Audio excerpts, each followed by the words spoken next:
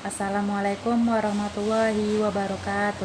Perkenalkan, nama saya Marito Iis Yanti Rahab, berasal dari Fakultas Ekonomi Bisnis, Prodi Manajemen. NIM saya yaitu 1903041196. Tujuan pemenuhan tugas saya yaitu supaya agar makin mengerti dan memahami dari kasus penugasan yang telah saya buat dan telah saya jelaskan, yang bertujuan untuk memenuhi tugas yang telah dikasih oleh Miss Intan. Perkenalkan, nama saya Oktavia, NIM saya 1903041190. Saya dari Fakultas Ekonomi dan Bisnis, Prodi Manajemen. Tujuan saya membuat video tutorial POM ini supaya saya bisa makin mengerti dan paham mengenai POM. Sekian. Assalamualaikum warahmatullahi wabarakatuh. Nama saya Intan Melena Putri. Saya berasal dari Prodi Manajemen. Tujuan pemenuhan tugas yaitu supaya saya lebih paham dalam mengerjakan tugas yang diberikan.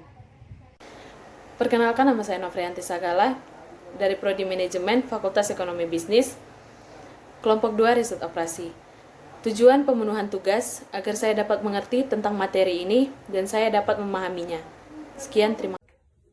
Assalamualaikum warahmatullahi wabarakatuh. Nama saya Yahya Setiabudi dari Prodi Manajemen dan saya akan membahas masalah tentang kasus sederhana.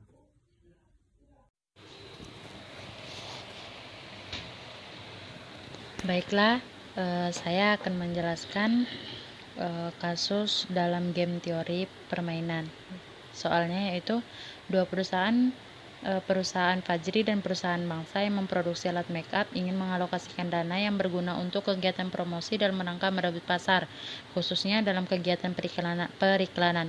Ada 3 alternatif bagi perusahaan untuk dipilih. Yang pertama yaitu tidak pasang iklan, yang kedua yaitu pasang iklan secukupnya, yang ketiga yaitu pasang iklan dengan besar. Berikut gambar matriks payoff perusahaan A, yaitu menunjukkan besarnya market share yang bisa dicapai dalam persentase. Ini tabelnya.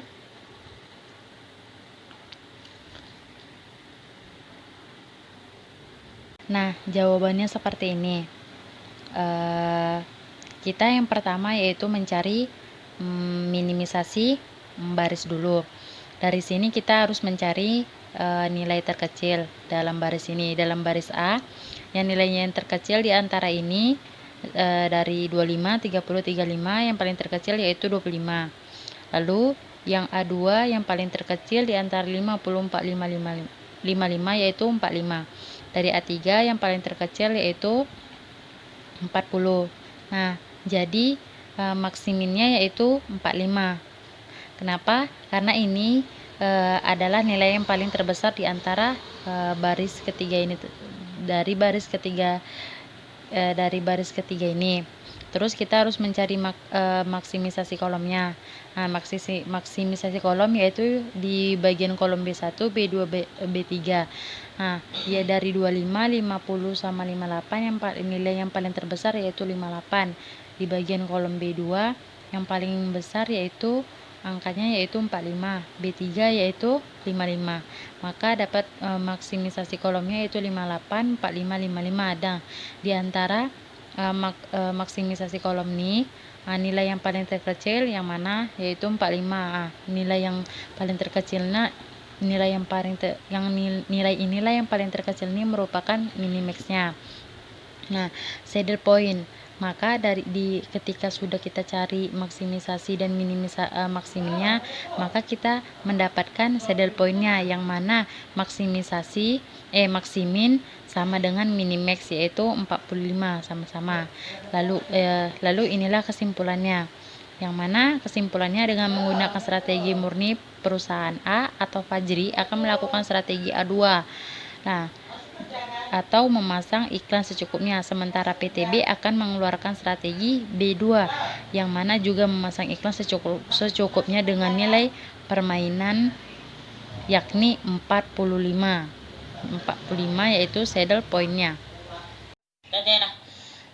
Baiklah, ketika selesai mencari game teori dengan manual, ini saya akan menjelaskan cara untuk mengerjakan kasus dalam game teori dengan menggunakan POM for Windows.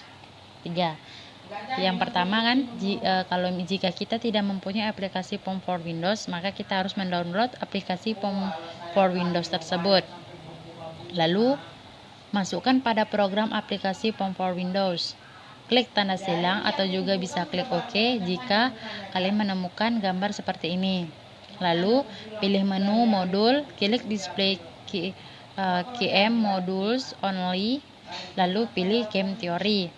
Lalu pilih menu file, lalu klik News Control plus N, lalu melakukan create data set untuk game theory.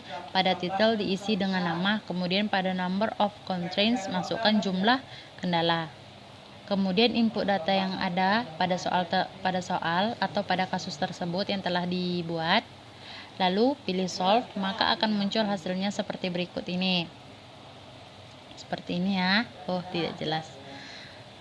Pokoknya nanti kalau misalnya data udah selesai kan, udah diinput, lalu pilih solve, maka nanti nilainya akan muncul.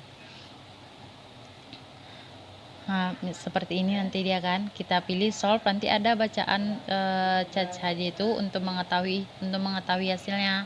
Seperti itu. Sekian penjelasan saya, kurang dan lebih saya mohon maaf. Wabillahi taufiq wal hidayah. Wassalamualaikum warahmatullahi wabarakatuh.